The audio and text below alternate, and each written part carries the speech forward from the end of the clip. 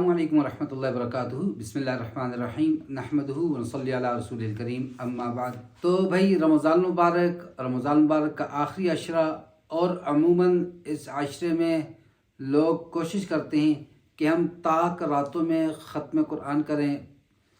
तो क्या इसका कोई अलग से कोई फजीलत है कि अलग से इसका कोई सवाब है? पहली बात। दूसरी बात, फिर ख़त्म में कुरान करने का तरीका क्या है? जो कारी साहब कुरान मजीद सुना रहे हैं उसका तरीका सही क्या है?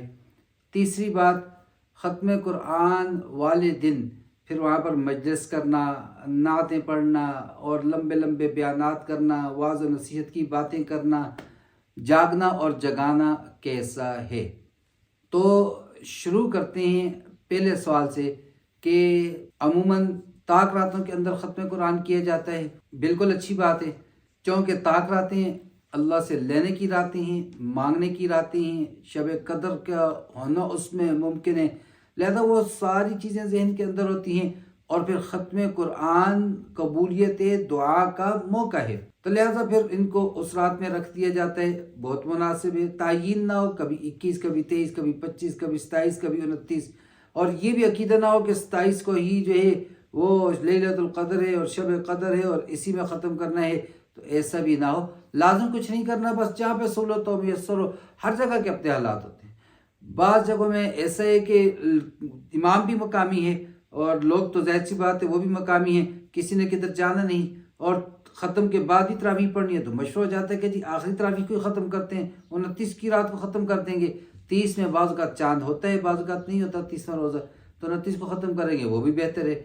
कहीं पर मजबूरी होती है, इमाम साहब बहुत खुश आवाज़ हैं, बहुत खुश अलहान किस्म के वाइज़ और ख़तीब हैं, और लोग चाहते हैं कि ये हमारी मसाजिद में आकर लोगों को वाज़ नसीहत की बातें करें, लिहाजा उनके तकादे को देखते हुए 18 रमज़ान 19 को 20 को ख़त्म कर रहे हैं, ये भी ठीक है।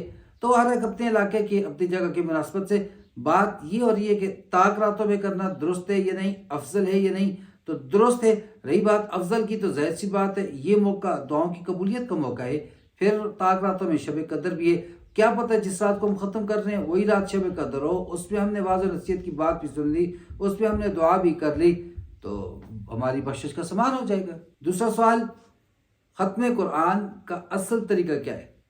बहुत से हुफ़ाज़ इकराम ऐसा करते हैं कि 19वीं रकात में सूरत अन्नास पढ़ लेते हैं, 20वीं रकात में सूरह बकरा पढ़ लेते हैं, उसका पहला रुकू पढ़ लेते हैं।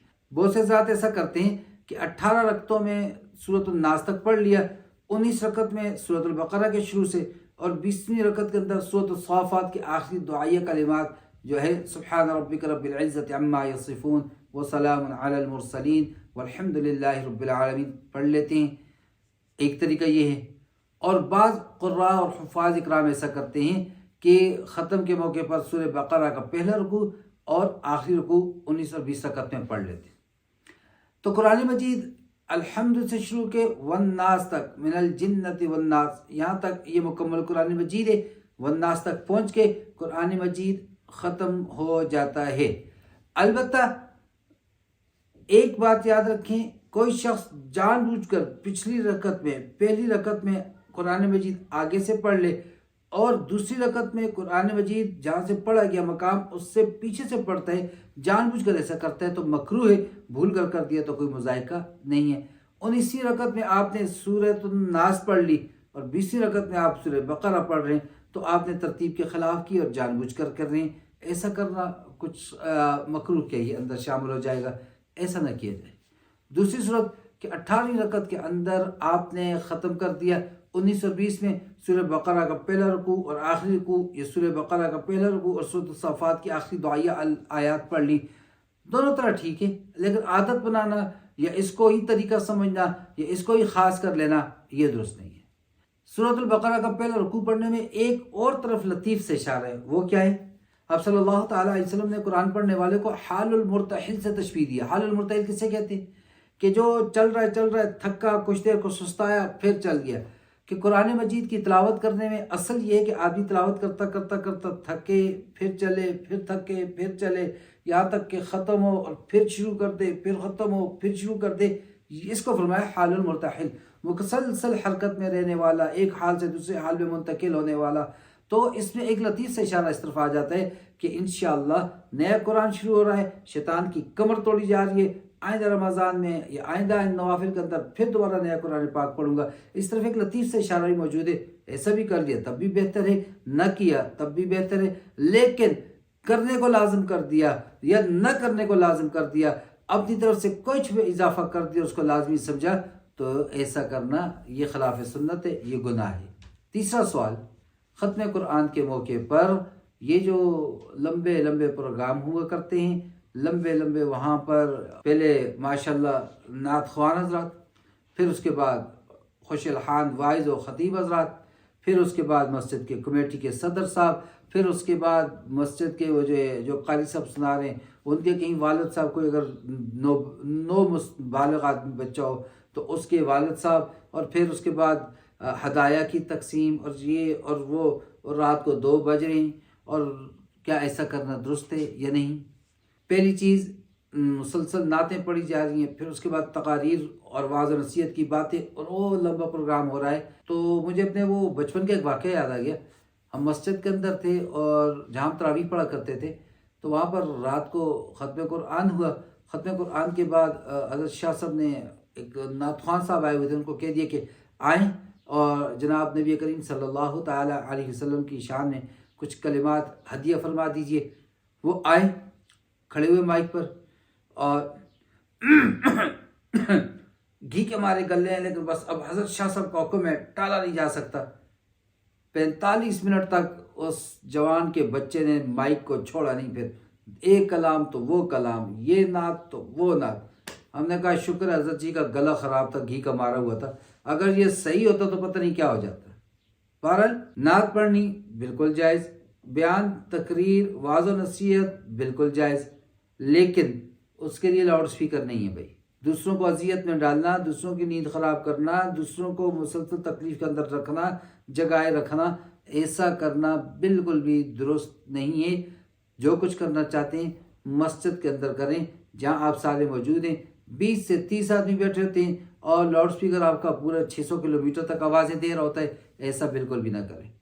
پھر پروگرام کو مختصر رکھیں. وہاں مقصود واعظ و نصیحت نہیں ہے. قرآن کے عجائب ہونے میں، قرآن کے معجزات کے بارے میں، قرآن کے معجز ہونے کے بارے میں، قرآن کے کلام اللہ ہونے کے بارے میں کس کو نہیں پتا؟ کافروں تک کو پتہ ہے. وہ اس کے سامنے وہ بے بس ہو چکے ہیں. آج تک 1400 سال سے آج نہیں، قیامت تک کے لیے چیلنج ہے، ایک آیت اس جیسی لاؤ، نہیں لا سکتے. کس کو اس بات سے انکار ہے؟ دعا کی قبولیت کی رات ہے، دعا کی اہمیت بیان کریں، توبہ کی اہمیت بیان کریں، کچھ دیر سب کو استغفار پہ لگائیں، پھر لمبی دعا کریں. اللہ کو مانگنا پسند، رونا پسند، عاجزی پسند، تضرع پسند، اللہ کو خشوع پسند، اللہ کو عاجزی پسند ہے، اور آپ فشلانیوں پہ لگے ہوئے ہیں.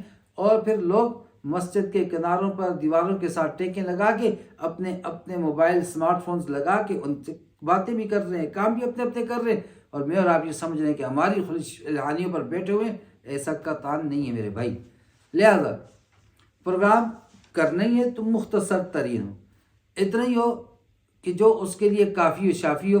اس کو فیڈ اپ نہ کر دے، اس کو قے نہ آنے لگے، اس کو نیند نہ آنے لگے، اس کے مزاج میں بابا واش روم جانا آنا، اس کے مزاج میں ایک دوسرے سے باتیں کرنا، شرارتیں کرنا، یہ کرنا وہ کرنا، یہ شامل نہ ہو جائے.